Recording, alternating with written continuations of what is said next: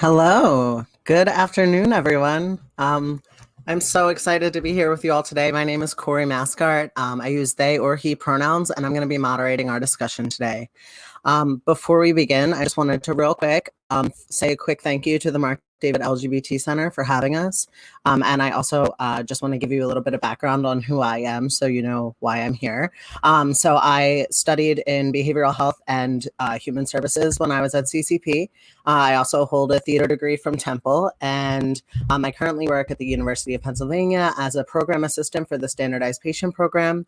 I'm just really excited to be here today as both a person who identifies as queer and trans, and a person who lives every day with differing disabilities of my own. So I'm really excited to hear the perspectives of the rest of the panelists, and I would love to bring them on. Let me see here. If we could bring in our first panelist. Okay, we have Faye.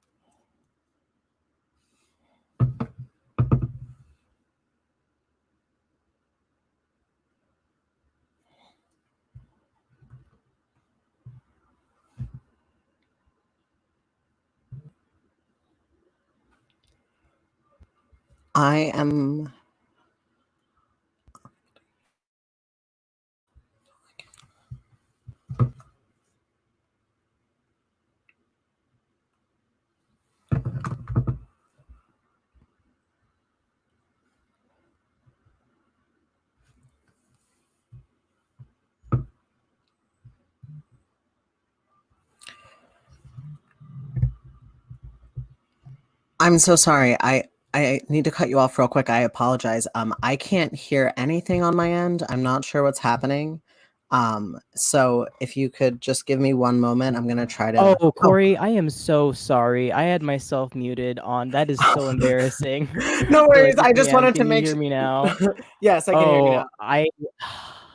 I stream. This is so embarrassing. I'm sorry. I got a No. little bit nervous. It happened. Listen, it happens. This is good. This is a chance for us to both because we were both nervous beforehand. So this is a chance for us both to take a deep breath and let go of some Oh. of that. All right. Thank you so much. We can only go up from here. Oh my gosh. Hi, everybody. My name is Faye. I'm an artist and grad student, as well as a sex worker based in Philly, although I am currently in Pittsburgh for medical treatment. My pronouns are they or she. And I make political content here on YouTube, often focusing particularly on sexuality, that regarding sex work, public policy, queerness, and disability. My undergraduate degree is in information communication technology.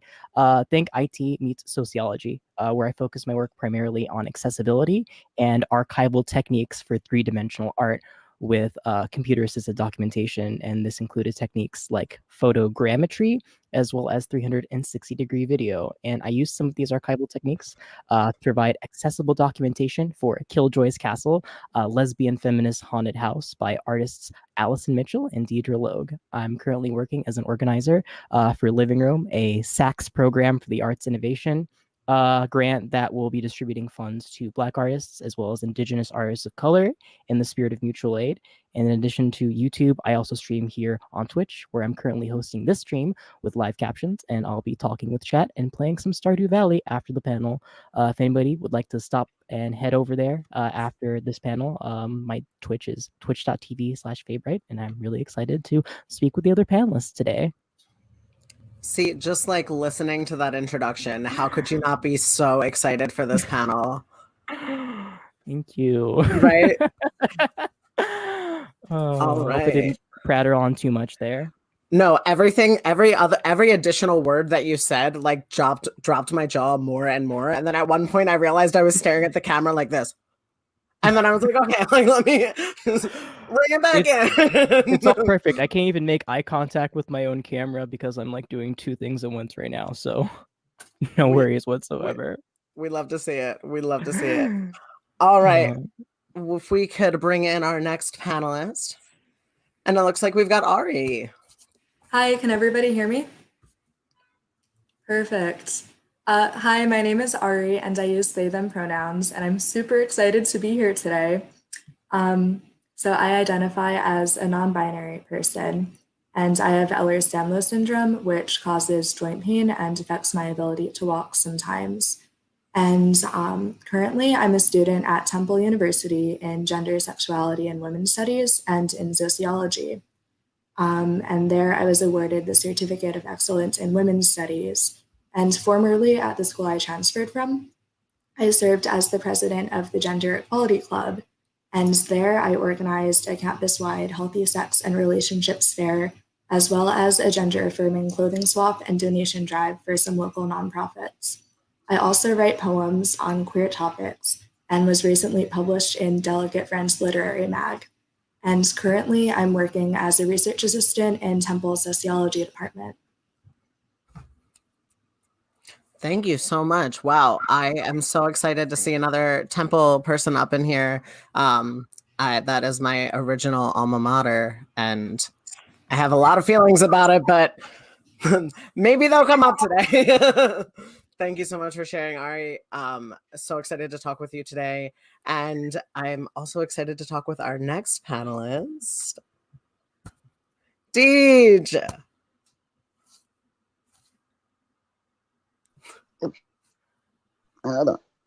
Can you hear me? Okay. Hi, everyone. My name is Deej McCoy. I use they, them pronouns. I am a lifelong Philadelphia resident. I'm not as seasoned as the other panelists, but I do burlesque and drag in Philadelphia, and I am the current reigning drag king of the year. I am an award-nominated burlesque performer, and outside of that, I also do activism work with the Philadelphia Black Trans Assembly for Abolition.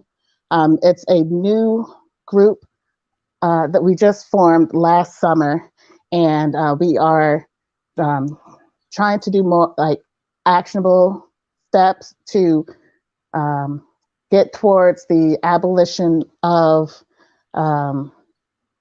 militarized police forces, and we strongly support defunding the police to put those resources towards public services such as public housing, mental health care, and just health care for the average person in general. Well, again, we're a new group. I'm new to organizing, but I'm also here because I was recently diagnosed with multiple sclerosis, which is an autoimmune disease, and I've been battling various mental health issues since I was in, I'd say, early high school, from major depressive disorder to generalized anxiety disorder, and there's even a diagnosis of borderline personality disorder in there.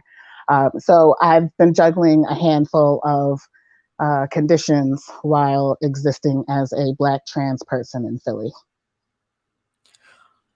I can't get over the fact that you started this by saying I'm less seasoned than the other panelists, and then pulled out the entire spice rack and just poured all the seasonings. So, not to call you on it, but I would go very far before I would ever say that you are an unseasoned panelist.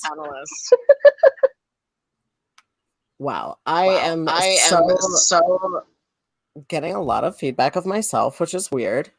Okay, now it stopped. Okay, great. I am so excited to just like have the opportunity to talk to all of you. I know Deej and Faye a little bit outside of this panel. I'm really excited to meet Ari. I was also really excited to see our fifth panelist. Unfortunately, they had an emergency come up and they will not be joining us tonight.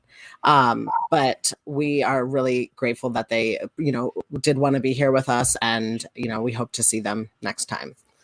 So, in the meantime, I'm so excited to get this conversation started. So much so that I want to jump right in on our first question, because I think that there's going to be a lot of things that we want to get out here, and we only have like a short amount of time to do it. So let's jump right in. So the first question of the day is, what is the relationship, if any, between your disability as an LGBTQ plus person and a person living with a disability? I can start. If Yes, please. Oh, I'm sorry. I just didn't know if like anybody. Well, I think the two are in a lot of ways inseparable, and sometimes I feel the disability part often gets obfuscated by my queer identity. I think with a lot of the issues, or I should say culture war issues that we see come up often when we're discussing, things in policy, we use a lot of queer-centered language, which is important, but it can also sometimes discount the experiences of disability. And what I mean by this is that a lot of issues that I face as a disabled person aren't frankly given as much like attention. And I think the best and most concise way to illustrate this, I feel, would be marriage equality. Something that, as a reminder, still hasn't been around for barely like a decade in the United States. But in addition, the marriage equality as a statement or as a label kind of doesn't ring true. I mean, a lot of disabled people, including myself, couldn't marry our partners without losing our health insurance or losing our income or things that we need to keep living and keep being disabled. In that respect, my husband is somebody I was married to like for 3 years, but not legally. And I hate having to say that, but husband is so much more of a concise descriptor than that guy I live with and share a house and car with, but can't legally marry because I don't want to lose my health insurance. And in this way, I feel sometimes that disability or ableism, I should say, can be more permissible than like homophobia. When we think about gay people being denied access to a building, that at least is worth like some kind of attention, some kind of like, um, social reaction. But if you hear about a big event and not having like any ADA seating or any way to get into the venue, that doesn't get as much like attention. And I try my best to, levy my advocacy, both like as a sex worker and somebody who's queer, and not to forget how much my disability informs my experiences as a queer person, as a sex worker, somebody in academia. Because I don't see one as being inherently more what should I say, as a roadblock to my ambitions than the other. It's just that sometimes if I raise hell in my graduate program, and I didn't say my university on purpose, I'm more likely going to be appended the angry Black woman stereotype than the disenfranchised disabled person stereotype. But yeah, at least like for me, I just feel like it's a matter of obfuscation and something I guess we'll talk about a little bit later called visibility, because I'm a lot more visibly queer than I am visibly disabled. And that means a lot of different things to different people. So. That is really poignant. Thank you. I couldn't agree more, particularly just a real quick riff off of that. I think the misconception for people who don't have disabilities and are queer and like feel like they may be being like really great allies, but they do ask the question of like exactly what you're saying, like where you're maybe accommodated for your queerness before you're accommodated for your disability in like 100% of circumstances as it relates to like queer lifestyle. And like for people who are actually living with these disabilities, it is completely inseparable. Like my identity as like a disabled person is inseparable from my identity as a queer person. And both of those will equally impact my life, even if on the surface or on the outside, it's only seen as, what we were talking about before with, or getting back into later with visibility. So yeah, thank you for bringing that up, Faye. And DJ, I think I saw you unmuting. Are you jumping in? So I think I'm just still having troubles with my mic, but I can also go. Um, initially, like I never really thought about a relationship between those two because like I'm always so hyper focused on like just getting to the appointment and like trying to get adequate care that like I don't think about it too much. But like when I like really started thinking about it, um, I am non-binary and I use non-binary pronouns. And you see in my name, I have mix as my honorific, which is which is a gender-neutral honorific. I hate being misgendered. It is demeaning. It is dehumanizing, and it is frustrating, to say the least. I don't just I don't just swallow being misgendered. I try to speak out. I try to correct people, and I don't always look queer because like I still have curves. I still have like enough enough breast on my chest, and like my face still reads as like chronically cute, which is gendered as female. But like tying that into the disability, I also don't look disabled. I use a cane when I'm outside because the MS impacts my balance, and I'm 32 years old. I don't look like I should be using a cane. But like there are things I need that to the outside world, it doesn't seem like I would need it because of how they're perceiving me and my body. And then there's the POC aspect of it. I'm Black. So like there tends to be some like, they don't outwardly say it and I might not even catch it, but like, I feel like the queerness that I eventually explain to like providers and the obvious Blackness, I feel like kind of go hand in hand because they might not respect me enough to give me like adequate care or to even answer my questions. And like I just got diagnosed with MS. That happened in May of 2019. But prior to that, I had to get people to understand the symptoms that I was having before that diagnosis. It took 3 years. So like, it's actually not just the queerness and the disability. Like my race will always play a part in that as well. My sex at birth will always play a part of that. And like, as much as I may want to separate them, because I don't think that they should be like interlaced like that, they are. And I have to remember that whenever I go out into the world.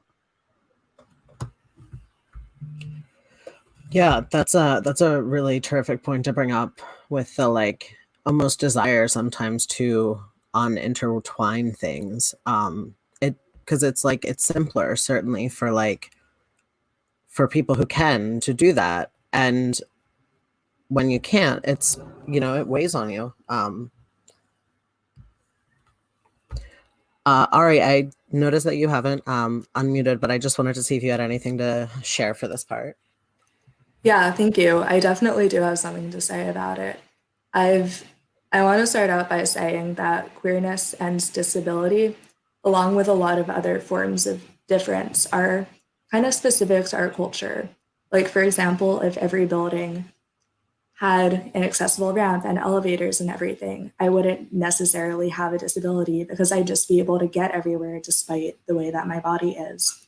And also with queerness, like specifically with gender queerness, I wouldn't exist outside of the gender binary if our culture, which many other cultures don't have a binary gender system, were more inclusive of me. So I just think that's a really important way to kind of frame this kind of conversation. But the main way that I feel like my queerness and my ability are connected is by my privacy and what people expect of me. Because both of these aspects of my identity really affect the way that other people perceive me and understand me, and what information they feel entitled to get out of me. So, like with my queerness, if I'm in a queer relationship, a lot of the time people who like are not very close to me, who don't know the more kind of personal details of my life, will ask super personal, super intrusive questions about my relationships or about my body parts if I explain my gender identity and things like that. And then something kind of similar happens with my ability too, especially in work and school settings, where if I explain that I need whatever accommodations for my disability, like if I need extended time or if I'm going to show up late because I can't access a space, and I say these are my needs, they won't say, okay, we see you have an accommodation letter, or all right, like we knew you brought this up before. They will ask for my medical history and they'll want these details that they are not entitled to get.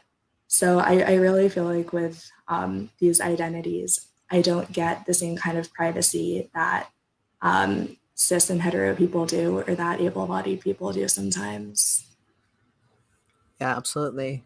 It's actually really interesting that you bring up that point about like accommodation letters because in my time at Temple, I had an accommodation letter that I actually never brought to disability services because every single person who I interacted with told me how inaccessible disability services was as like as part of the institution. So I just figured I would just make a way to like accommodate myself somehow, which didn't work out for me. Yeah, and at the institution I transferred from, their disability office said that they have an emphasis on self-advocacy. But what that really means in a lot of cases is that it puts the burden on us for having to constantly bring up things and do the work for ourselves over and over again for every professor, for every class, for basically every setting. And that gets really exhausting. Yeah, and it's interesting because I had a teacher who was very much like quite the opposite of that, where like she just absolutely refused to even acknowledge that an accommodation letter existed unless it went through the Office of Disabilities and like made it even inaccessible in that way. So like even on the like micro level, it's just so much extra labor that gets put on like the people who are most affected by this institutional oppression. So yeah, that's I want to check in real quick if anyone has more to share on that, or if we could get a thumbs up if we're ready to jump into the next question. One tiny bit I'd add is that I kind of wanted to echo what you said, Corey and Ari, is that essentially like how much I think effort goes into self-advocacy or advocating for yourself is sometimes feels almost like a vague euphemistic way of saying sink or swim, because inherently these institutions, these places aren't built like around you, and the dilemma, the disconnect is you as opposed to their ability to accommodate.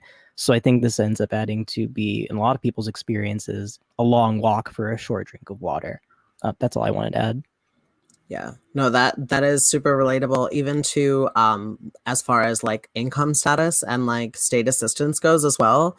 Like getting state assistance for like medical and like food stamps and all that, like I can speak from personal experience, is a full-time job that most people can't do. And so people who would otherwise be covered under like they are technically allowed to access these benefits, they can't access the benefits too. And I mean, obviously this isn't like a socioeconomic discussion specifically, but like everything that relates to our lives as disabled queer people is also linked to any other part of our intersectional identity, which can include absolutely. socioeconomic class. Yeah.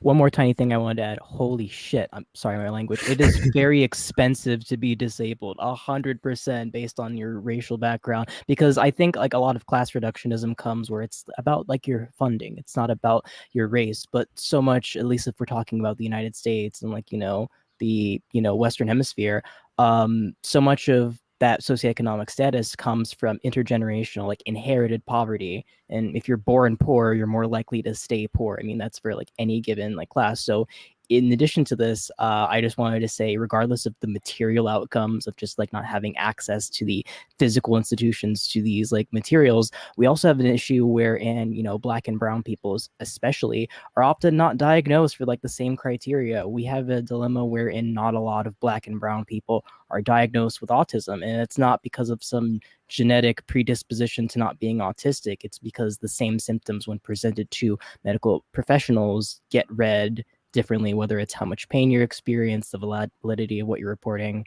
And yeah, I could go on like talking about that, but oh my God, it's just like, as with queerness, you really can't like divorce them. And I appreciate that the conversation seems to really hone in on that there is no vacuumed way of talking about disability. Yeah, I would 100% echo that. I love that that's how this conversation is kicked off, because I think that that will just serve us well in the rest of this conversation too, when these other, you know, parts of our identities come up. And like, you know, I just want to kind of welcome us, like we had been told before the panel, you know, to be as vulnerable as you wish to be. Like, we are, you know, talking to each other, and we're also, you know, being visible right now. Like, that's the whole point. So I do want to jump into our second question here, and that is, has there ever been a time that you were unable to access an LGBTQ plus space because your disability was not accommodated? Yeah, absolutely. For example, this one really sticks out in my head. For gender neutral restrooms, a lot of the time, especially at schools, they won't have one in every single building. So even if the facility itself is accessible to many types of disability, if it's in another building and I have to trace all the way across campus, that means it's not accessible to me. Like, if it hurts to walk, I can't get all that distance. So in that kind of situation, I have to choose, do I use one of the binary bathrooms? Do I hurt myself to go all the way to the one that's meant for me? What do I do? But it really only fits one of the two categories for accessibility or queer friendliness, and not both of them together. And then another example is I was in a Pride parade in Canada a couple summers ago, and they had crowd barriers all along the sidewalks, all along the curb cuts, everywhere. And I was using my cane, and my pain was increasing all the way through the route. And I couldn't stop to take a break because I couldn't get up out of the street. I could either stop and, you know, get run over by the floats, or just keep on going to the end. So that was really frustrating to see. And then one last thing locally, I remember a couple years ago at Philly Outfest, there was a porta potty up on the sidewalk that was one of the larger accessible ones, but it was positioned in a way that completely blocks off the curb cut. So the people who it's there for couldn't even access it. So, you know, you can kind of tell when things are planned for disabled people, but not by us. So I think that's just like the perfect example of it there. Can I add on that last point, like very specifically, because I want to make this quick, because I feel like this kind of illustrates like a point wherein these considerations being given and them being like more platitudes than like actual like earnest efforts to make spaces accessible. The example I was going to provide is that, like, I think like illustrates this kind of inconsistency, is that there is a certain queer porn film festival. I'm not going to say its name, but a lot of like care was given to its screening, it having ADA seating, making sure that there was, you know, captions for every film being hosted. And then the after party for this film festival, which was arguably like the most social celebratory part besides the festival itself, was in a warehouse on like a second floor of a building, like without an elevator. And I think we need to like think what that gesture means when you're letting people in, so to say, into like the main front facing side of like your event, but you're not really letting the actual social aspects, like you're still like ostracizing them in the process. I was privy to one of the people who was planning the previous year's iteration that got canceled, unfortunately, due to COVID. And before all this going down, it was going to be very much of like a similar like affair. And we see this, you know, in spaces where they'll have, you know, single stall bathrooms that aren't gendered, but it's only like the nights where they have like queer performers or that kind of like, it's like having the consideration for disability with actually any of like the follow through. And I feel like this is something you see in user experience, and that doesn't necessarily mean phone or UX design for like, apps and making sure that they're like visible, but it's also the hostility of the architecture that you're encountering as well. I'm also going to give like a quick call out among many things to the University of Pennsylvania, the Starbucks that's on 34th and Walnut. There are disability, like, wheelchair height tables on the second floor. There is no way to get to them with an elevator. There is no way to physically get a wheelchair up to that space. And I just kind of figures I can see the funding and how much like went into this. Or fuck it, I'm going to talk about University of Pennsylvania some more. I won't be this entire night. But the main building wherein art critiques were happening at studio time was like a lot of buildings on Penn's campuses, very old, doesn't have an elevator. And my first studio was on the third floor of this like building. And I think something like to bring into as well as about disability is I wasn't born disabled.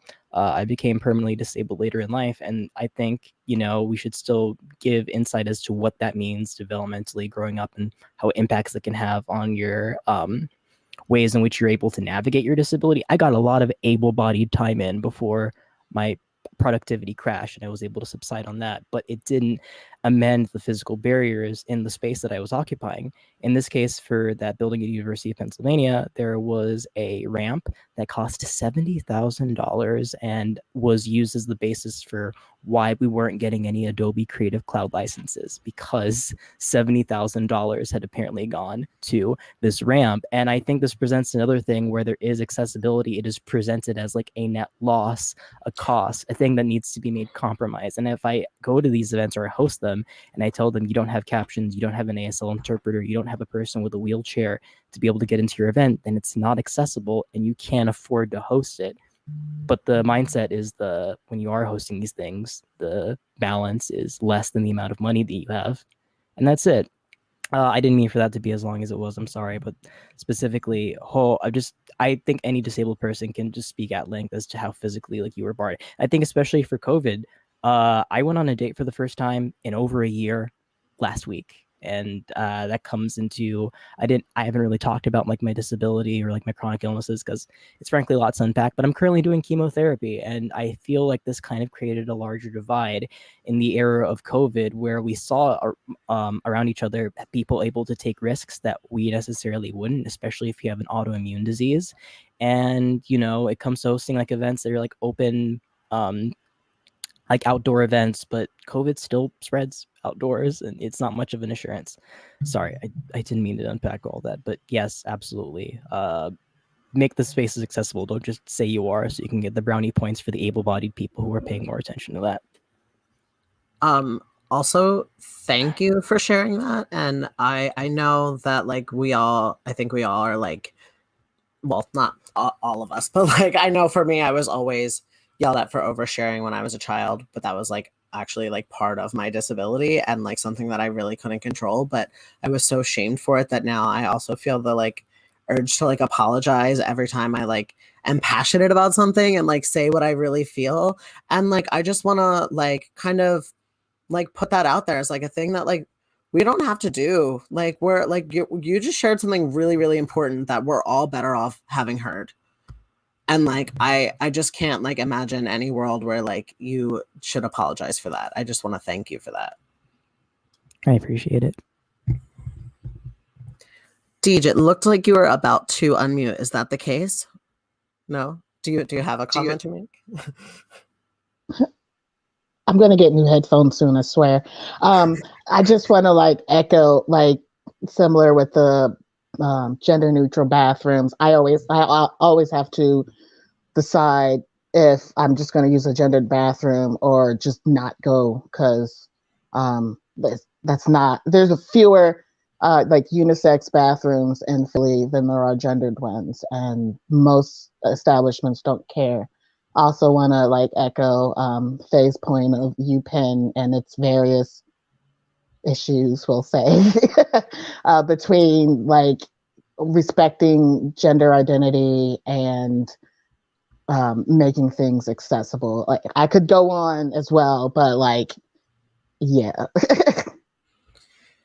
I think like one of I will say two things that I like really am pulling from this conversation as like these are like the points that I'm going to take home from this question is like Ari's point about like if like it's for us but not necessarily by us. I think that that is like a chewy topic that we should all like take a big old bite of. And then I also want to echo the point that was made, I believe, by Faye about the and my brain just went completely blank. So forgive me for just a moment while I recollect. Oh my goodness. Faye made a point. It had something to do with accessibility, specifically as it relates to like on the surface, like accessible looking or like accessible seeming to people who don't require those accommodations, but like on the like actual like practical level, not actually accessible to people who actually need those accommodations. Those are just two really important things to think about with this. I'm sorry, did you raise your hand, Faye, or did I was clicking away from the screen. Okay, cool. I just wanted to make sure. Then let's jump into our third question. And this is something that we sort of started to touch on earlier, but we can get a little more in-depth to it now, which is what is your relationship to the word visible as it relates to disability compared to how it relates to your gender or sexual identity?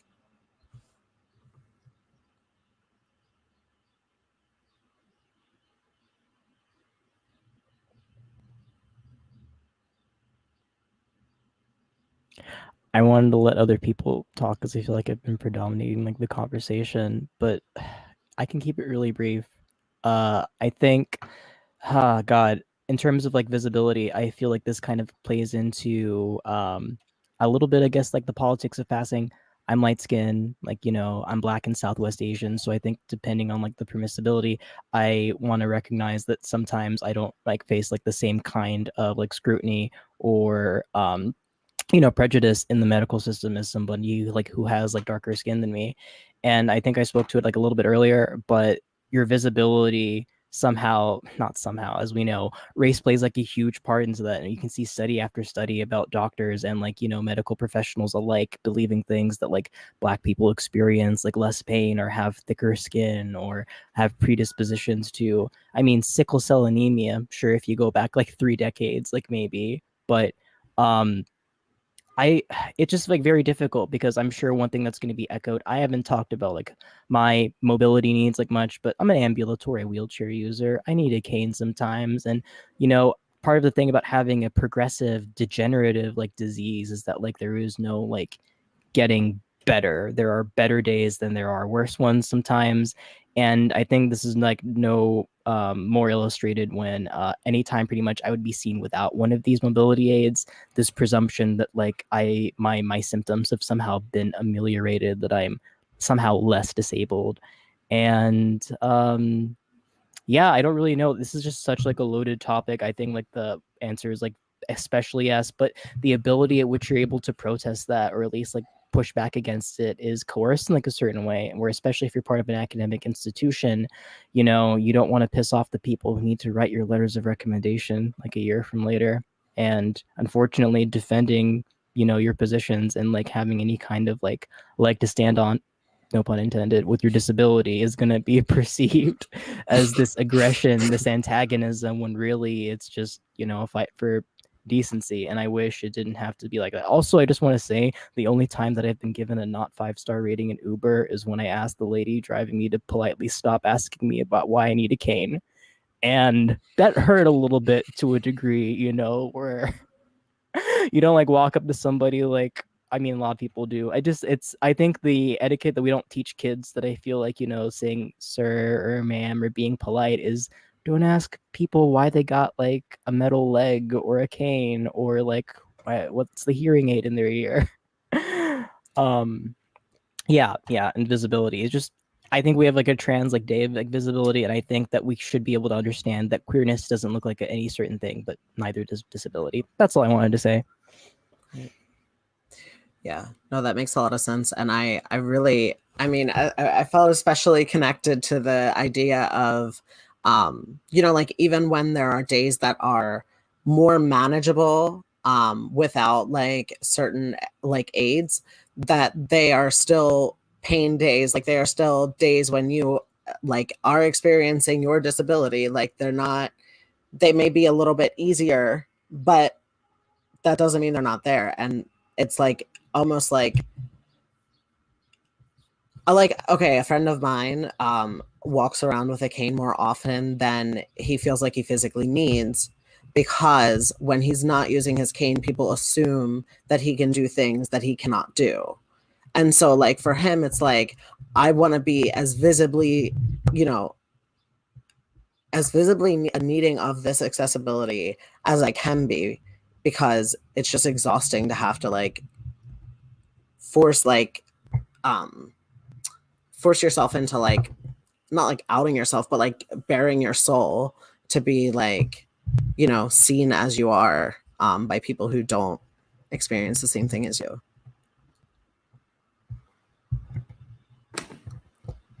I really felt that about the cane. Because I want to say, like, my disability and my gender expression are both very fluid things. So sometimes I'm visibly queer and sometimes I'm not, depending on how I feel. And then with my mobility, sometimes I'm in pain and I can get along just fine for a little bit. And other times I can't move at all without the cane. So visibility comes with like different sets of advantages and challenges. Um, so like, for example, if I'm on the bus and I'm in pain and I can't be standing and I go and I sit in a seat when it's crowded, like people will come up and go out of their way to harass me about it and like make sure that I really deserve to be sitting in a chair, where that wouldn't happen if I needed my cane. And it definitely works as a signal to other people that like, yes, this is something I need. But like other times I, you know, consistently.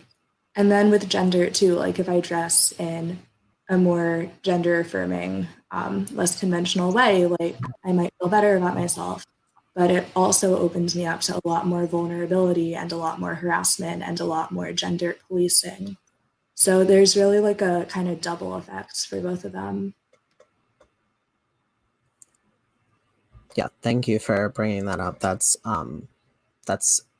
really I mean, it's one of those things where like so many of us like have these like experiences and have these like deep feelings about it and just don't ever get the chance to like talk about it and like have other people like really hear it. Like I feel like even, you know, with like social media, like we might post, you know, like how we're dealing with something or whatever, like kind of like, again, like forcing us to like bare our soul to like for other people to like listen and understand and like try to like, you know, be with us, like be allies with us. And it's just, it's like, it's nice to be in a situation where we're like, people are here listening to this panel because they like want to know, they want to hear what we have to say. You know what I mean? Like, and like they want to hear it from us. So I think that that's really cool. Yeah. Did you have anything you wanted to say? Since we're running out of time, I'm going to pass. Okay, great. Well, thank you. And let's jump. We're going to our last question of the day, and we can, you know, go in whatever order. But the premise of the question is,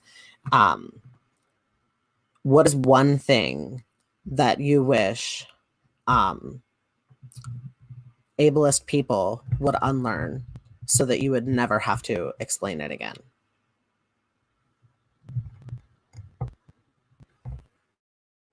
I want to underscore this by saying that most of the responsibility towards ableism falls on able-bodied like people. Obviously, I think institutionally, one thing I'd like to see is if you see or you're about to host an event or do something and you can't afford to make it accessible, then you can't afford to do it.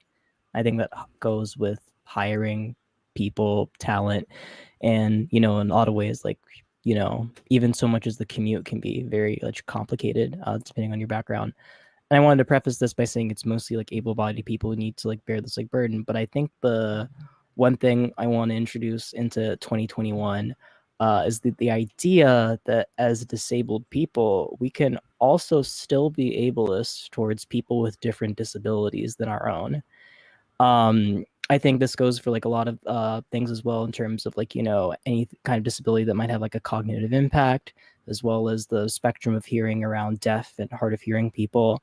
But moreover, I feel one thing that might be lost in the historical context is the prevalence of polio and how many people, disabled Americans, suffered physical, disability following, or like were physically disabled following like an infection with polio. And there continue to be other people with other disabilities, but because this was something that affected like the larger public compared to other disabilities, people with polio were treated much better than people with other disabilities who've been born disabled, who've been disabled like their entire lives.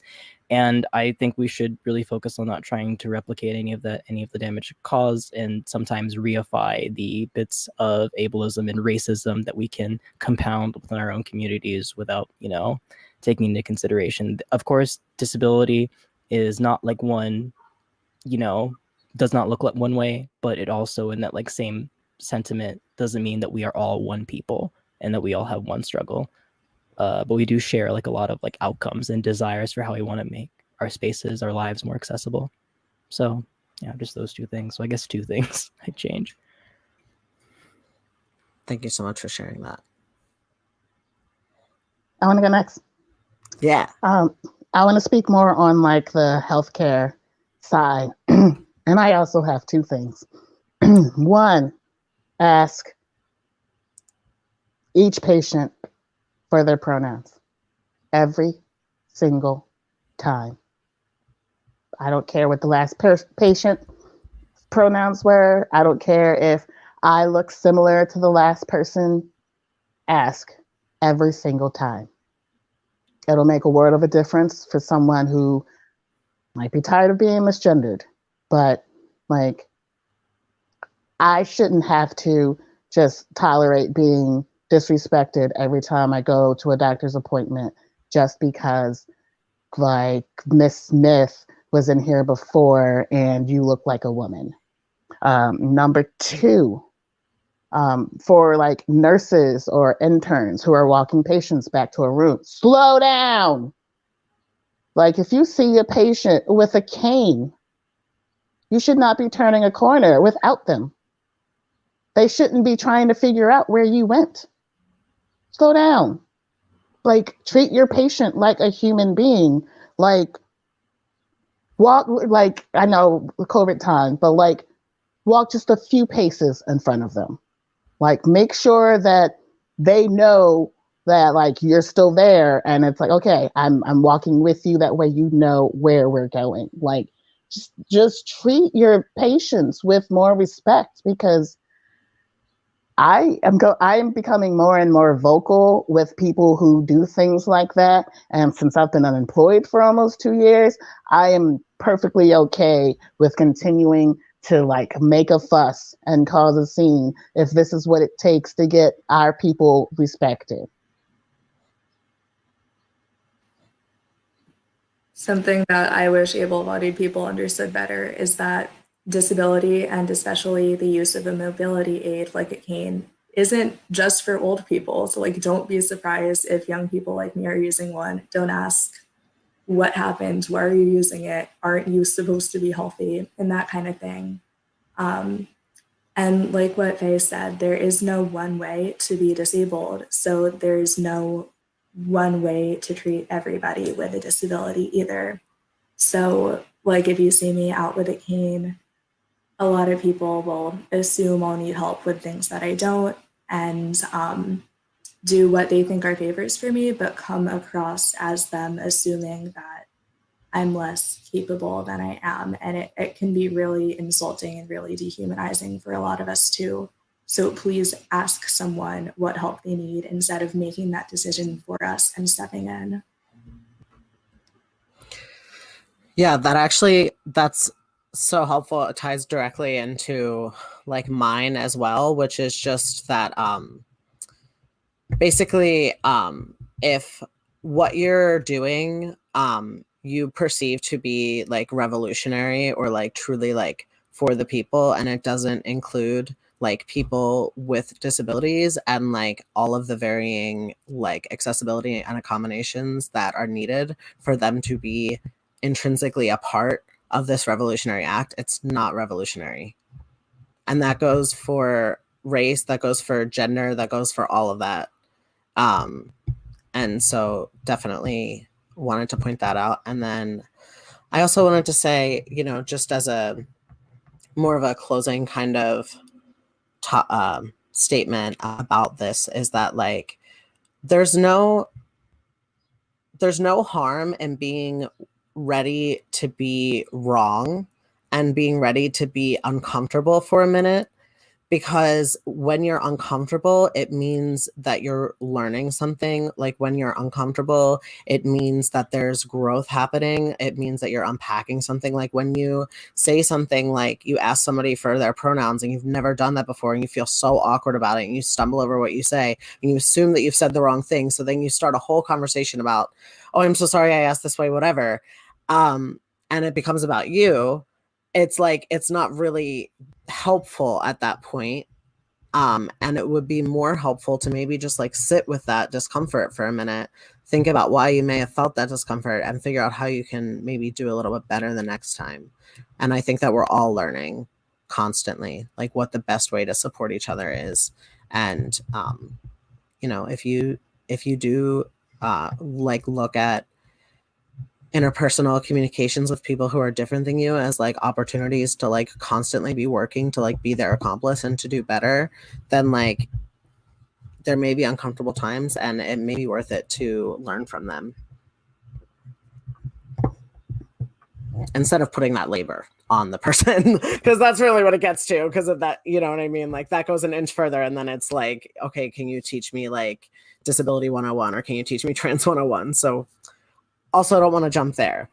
Okay, great. So I wanted to just add one extra little statement from the LGBT Center themselves. And of course, it's not showing up on my thing. Oh, so one of the interpreters today is the coordinator for the ASL/English interpreting program at CCP. And if you are interested, please reach out to Brian Morrison at bmorrison@ccp.edu. All right. Thank you all so much for being here today. Thank you for participating in this discussion, panelists. My respect for you was already so high going into this, and like it's just bloomed and blossomed this whole time. Thank you all for your vulnerability and for sharing, and thank you all in the audience for being here and for listening, and we can't wait to see you next time.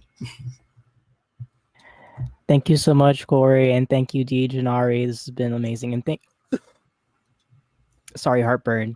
I'm if anybody wants to talk or chat after this, I'm going to be lurking on twitch.tv/Fabright. I'd love to see some of y'all there. And yeah, thank you again so much for having me. Yeah, thank you for having us.